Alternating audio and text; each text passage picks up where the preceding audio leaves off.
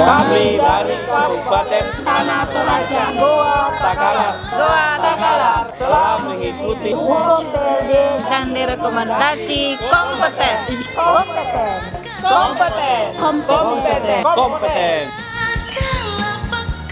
Saat ini kita sedang bersama dengan salah satu rekan dari pendamping lokal desa. Dengan siapa saya bicara? Dengan Muhammad Arham dari Provinsi Sulawesi Selatan, Kabupaten Pangkajau dan Kepulauan. Oke, Bapak, saya mau nanya, Bapak udah uji kompetensi atau belum? Belum. Oh, belum. Nih, sebelumnya saya mau nanya dulu nih, Pak. Bapak sudah berapa lama sih menjadi pendamping lokal desa? Menjadi pendamping lokal desa sejak 2018, sekarang sudah 4 tahun. Sekarang sudah 4 tahun. Oh, berarti sudah cukup lama ya. Kalau misalnya boleh tahu nih, suka dukanya apa ya, Pak? Selama menjadi pendamping lokal desa di desa Pangkep ya, Pak ya? Iya. Oke. Kalau sukanya ya tentunya saya pribadi menjadi bangga ketika bisa terlibat langsung dalam proses pembangunan di desa. Terus dukanya ya saya kan kebetulan lokasi tugas saya di daerah ekstrim yang jauh dari wilayah Pangkep, berada di kepulauan terluar. Nah itu dukanya ya karena terkendala dengan akses yang sangat susah untuk menjangkau masing-masing desa dalam setiap bulannya ketika kita ingin mengefektifkan. Itu saja yang dukanya. Oh, kalau misalnya boleh tahu itu di desanya itu berarti gimana, Pak? Jalur darat kah atau jalur laut gitu? Makanya tadi Bapak bilang ada kesulitan dalam aksesnya itu. Iya, jalur laut. Iya, jadi ada 3 desa dampingan saya, masing-masing merupakan desa kepulauan. Jadi aksesnya itu kalau kita mau ke desa yang satu, kita harus ke kota dulu, cari kapal menuju ke desa yang satu. Nah gitu, jadi susah kalau kita ingin mengefektifkan dalam 1 bulan pendampingan.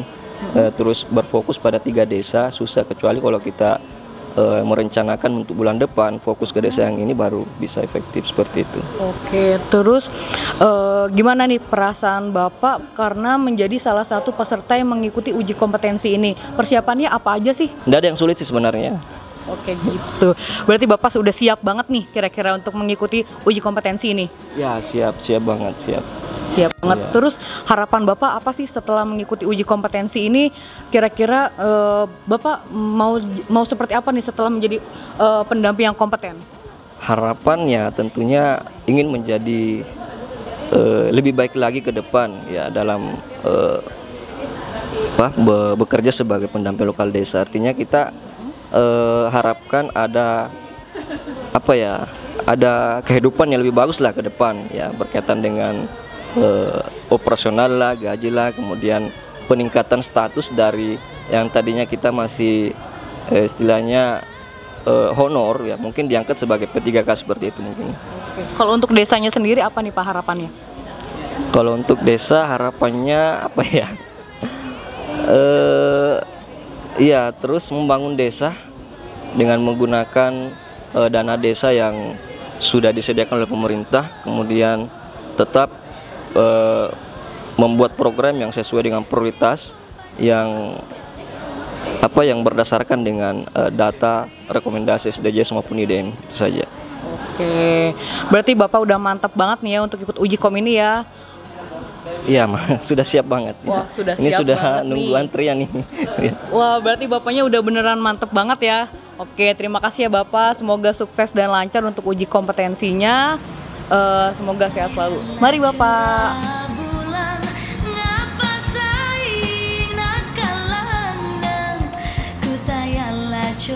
Saat ini kita sudah bersama dengan salah satu peserta yang telah mengikuti uji kompetensi. Dengan siapa Ibu saya bicara? Dengan Ibu Wasti Tonganan. Oh, Ibu dari desa mana Bu? Dari Tanah Toraja, Kabupaten Tanah Toraja. Saya mendampingi 4 lembang. Di Tanah Toraja itu lembang, tapi kalau kita desa. Jadi saya di Lembang Randanan, Gasing, Simbuang dengan Buntu Tangti di Kecamatan Mengkendek, Kabupaten Tanah Toraja. Oh gitu.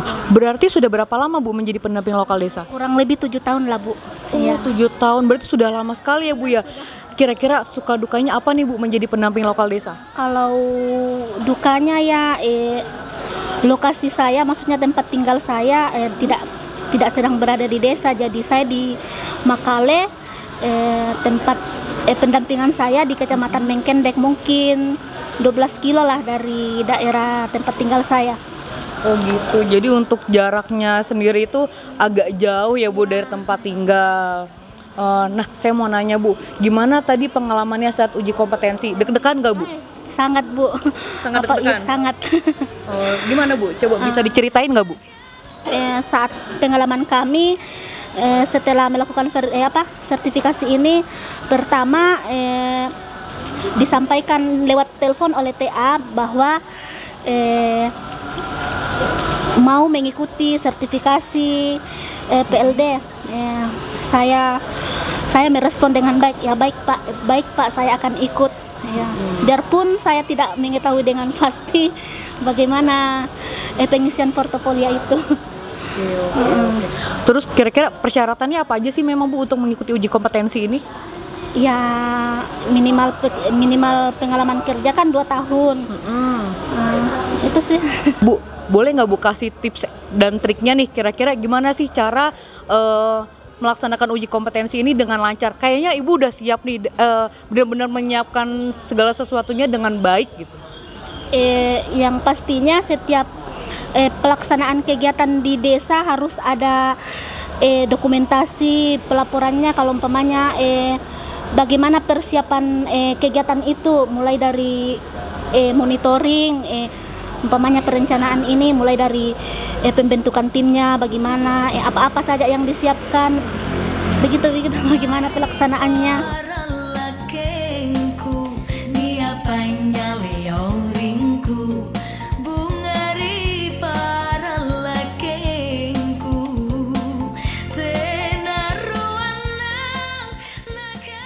Saat ini kita sedang bersama dengan salah satu asesor pada kegiatan sertifikasi uji kompetensi pendamping lokal desa di Makassar. Izin Bapak, sebelumnya dengan siapa saya bicara Pak? Nurul Hadi, kebetulan sebagai lead asesor untuk asesmen di Balai Pelatihan Pemberdayaan Masyarakat Makassar. Oh gitu Pak. Boleh tanya nggak Pak, gimana sih bagaimana pendapat Bapak tentang kegiatan sertifikasi uji kompetensi ini Pak? Iya, sertifikasi uji kompetensi untuk TPP dan terutama PLD ini sangat bermanfaat sekali karena salah satu media melakukan peningkatan kapasitas TPP itu sendiri melalui kegiatan sertifikasi sebagaimana mandat Permendesa nomor 19 tahun 2020 terkait dengan pedoman umum pedoman umum pendampingan masyarakat desa, terutama pada pasal 10A, 14 dan 15.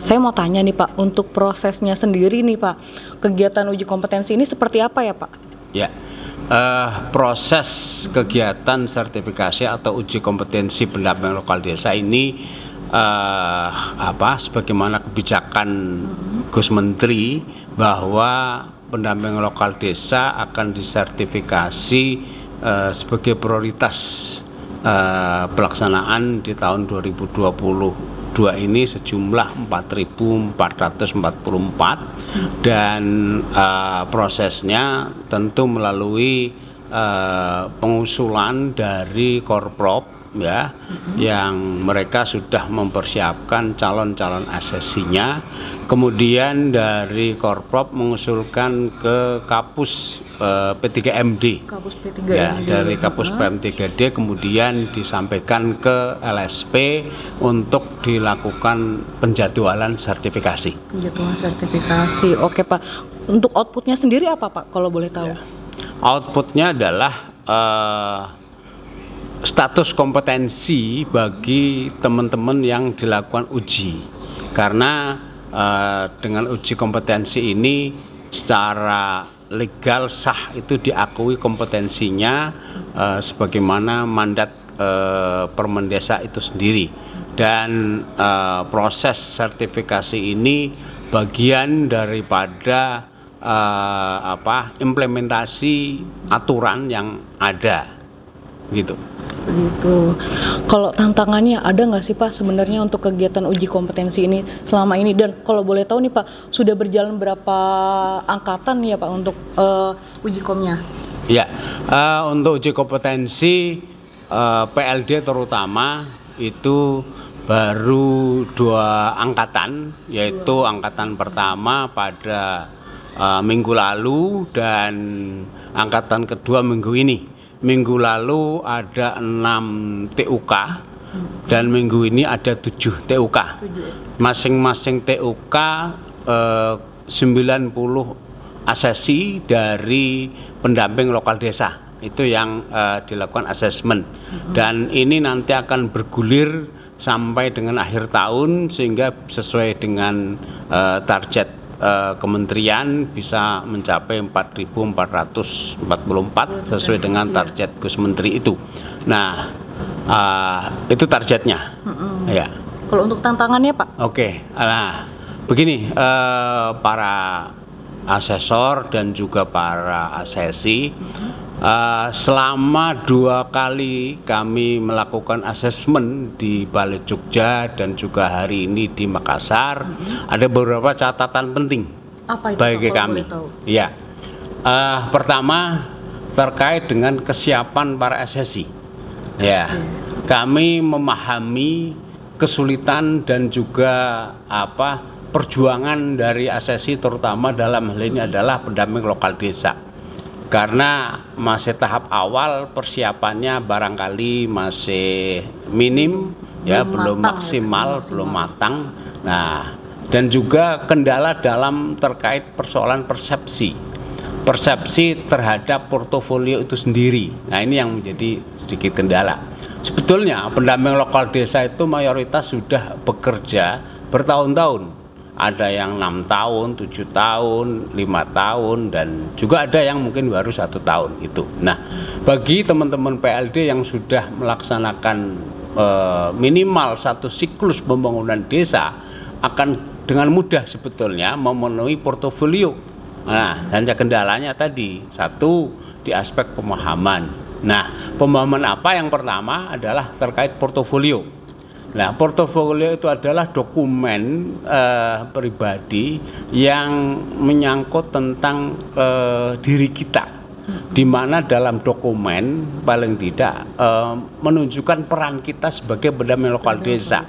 Nah, ini yang kami temukan di beberapa kali asesmen.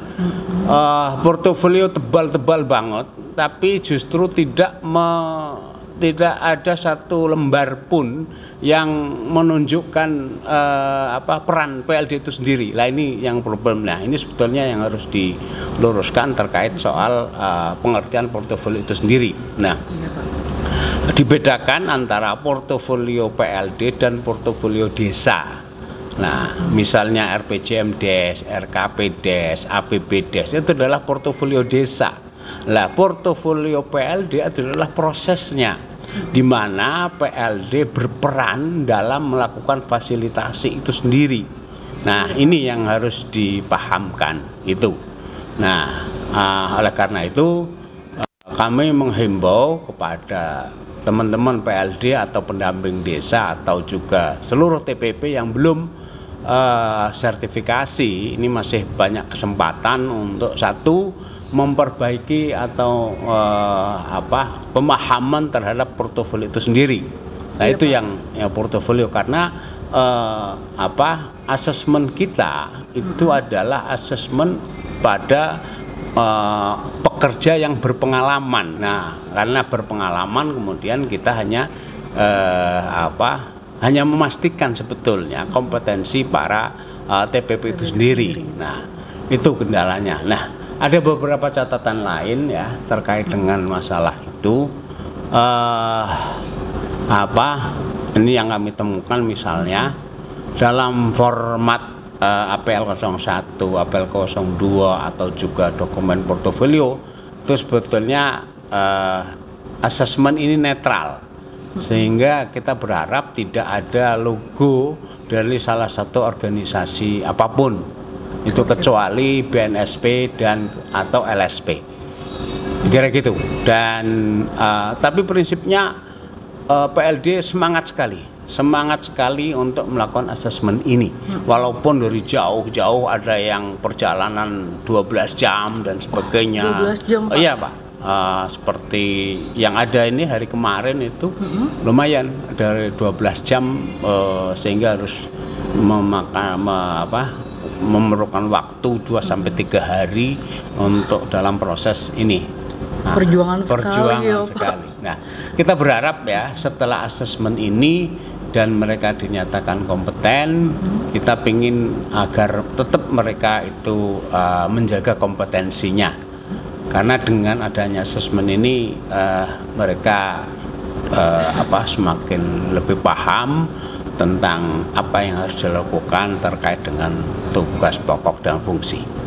Kira-kira begitu. Ada lagi? Satu lagi deh Pak, terakhir. Boleh nggak sih Pak kita dikasih tahu nih tips dan triknya untuk mempersiapkan diri Pak, menyiapkan gimana sih untuk menjalani atau mengikuti kegiatan dari uji kompetensi ini sendiri Pak? Oke, siap. Sebetulnya begini ya, kita para asesor dari LSP itu sepakat bahwa asesmen ini kita lakukan dengan riang gembira.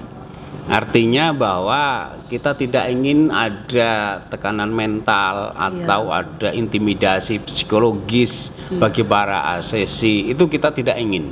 Maka dari itu kita pun mengasesmennya dengan santai-santai, dengan ngobrol biasa dan sebagainya. Itu yang kita inginkan. Sehingga teman-teman yang belum melakukan asesmen ya santai saja, nggak usah menjadi beban psikologis, Nggak usah deg-degan. nggak usah deg-degan. Nah itu, tapi yang penting satu hal itu adalah tentang pengertian atau pemahaman portofolio itu sendiri, itu yang paling urgent, berawal dari situ gitu. Nah, karena dengan pemahaman yang benar tentang portofolio nanti akan lebih gampang.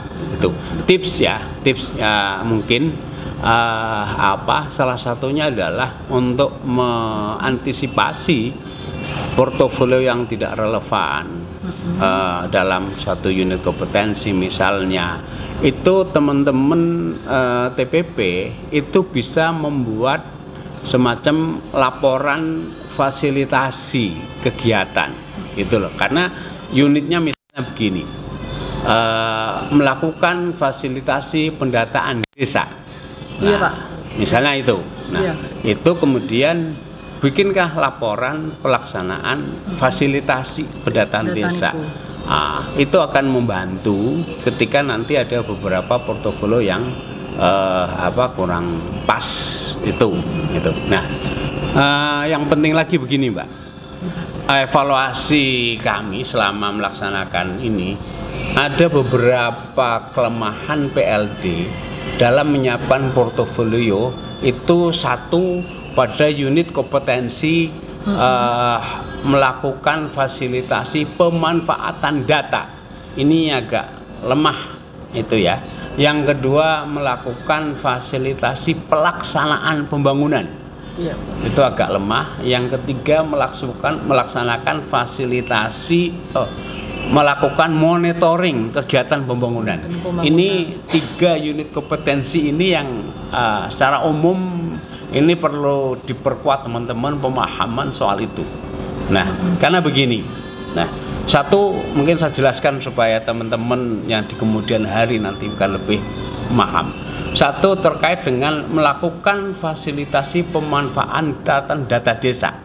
Nah, ini rata-rata teman-teman PLD hanya melampirkan pendataan IDM, pendataan SDGs. Nah, itu keputusan keputusan datanya. Nah, padahal yang disebut fasilitasi pemanfaatan adalah data existing, ya, baik itu data IDM, data SDGs, data KPM, data profil desa atau apapun. Ini menjadi basic dari bagaimana teman-teman PLD ini memfasilitasi supaya menjadi dasar perencanaan desa. Artinya harus dibawa ke Musdes. Di Musdes dipresentasikan data-data tersebut, kemudian menjadi bahan pengambilan keputusan. Itu. Nah, itu soal pemanfaatan misalnya. Nah, ini minim portofolio terkait dengan itu. Kemudian berikutnya adalah terkait dengan melaksanakan pembangunan desa. fasilitasi pelaksanaan pembangunan ini juga minim karena saya kurang paham juga teman-teman PLD padahal sudah melakukan semuanya rata-rata. Nah ini ya, pemahaman tentang pelaksanaan pembangunan ini yang masih minus ternyata. Yang disebut pelaksanaan pembangunan itu dengan ditetapkannya APBDes, maka dimulailah pelaksanaan pembangunan. Harusnya tersebut. begitu. Iya betul, Pak. Nah, apa yang dilakukan oleh PLD setelah itu? Misalnya adalah ada pembentukan TPPKD, Ya. kemudian ada fasilitasi pembentukan TPK, ada persiapan pelaksanaan pembangunan dengan apa? Kemudian mereka menyiapkan apa itu yang disebut dengan rekrutmen tenaga kerja misalnya, terus kemudian proses pengadaan barang dan jasa, kemudian ada menyiapkan dokumen pencairan desa dan segala macamnya pelaksanaannya itu. Nah, pemahaman rata-rata itu masih terkait dengan pembangunan fisik. Nah ini yang keliru. Harusnya dipahami bahwa pelaksanaan pembangunan desa adalah melaksanakan APBDes, dana satu desa misalnya 1,5 M, mulai pencairan, mulai penggunaan, pelaksanaan, ya itulah pelaksanaan pembangunan, termasuk untuk honor PAUD, termasuk fasilitasi BLT, termasuk fasilitasi pelatihan, termasuk fasilitas pengadaan alat edukatif misalnya, termasuk posyandu misalnya. Nah ini kan ternyata banyak sekali. Ya. Betul, Pak. Nah cuma PLD ini terpersepsikan itu dengan pembangunan fisik, bingung menuangkannya. Iya, betul Nah maka dari itu dengan cara menyusun laporan pelaksanaan pembangunan itu akan mempermudah asesor dalam menetapkan asesi kompeten atau tidak. Itu misalnya. Iya, betul. Ya, itu. Nah, kemudian persepsi lain ya yang saya yaitu tentang satu hal sebetulnya. Dalam satu elemen misalnya ada kebutuhan rencana pembangunan diidentifikasi. Misalnya satu elemen, misalnya perencanaan kebutuhan diidentifikasi. Sebetulnya sederhana. Mengidentifikasi kebutuhan rencana apa sih? Iya. Kan hanya itu.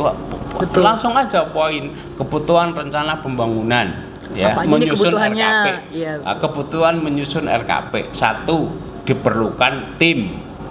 Ya kan, diperlukan dokumen RPJM. Karena untuk direview diperlukan dokumen dokumen misalnya kegiatan supradesa. Diperlukan forum-forum musyawarah, kan hanya mengidentifikasi. Lah ini bingung ketika berhadapannya soal identifikasi.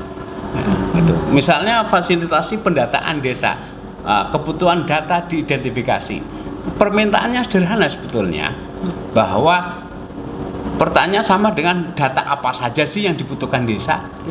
Sebetulnya situ ada data SDGs, data IDM, data kependudukan, data pertanahan, data lingkungan dan segala macam. Tidak terbatas pada data SDGs, IDM. Nah ini beberapa kali itu muncul itu. Nah, padahal kan hanya mengidentifikasi data. Nah ini problem yang mungkin harus diluruskan. Nah, caranya gimana? Ya mengidentifikasi cukup bikin metrik saja. Nah, ini yang saya temukan, disuruh mengidentifikasi data yang ditampilkan gambar, foto sedang kumpul-kumpul. Misalnya begitu. Iya, misalnya seperti itu, Pak. itu terjadi. Itu kira-kira ya. Gitu. Oke, terima kasih banyak. Saya malah jadi tahu lagi nih, Pak, prosesnya seperti apa, tantangannya itu apa, outputnya itu bagaimana, terus tantangannya, kendalanya, tips dan triknya. Wah, saya jadi makin tahu banyak nih. Mungkin ini juga bisa menjadi bahan acuan teman-teman buat belajar mempersiapkan diri saat sertifikasi uji kompetensi dari pendamping lokal desa di lingkungan di lingkungan kerja teman-teman. Salam kompeten. Bisa.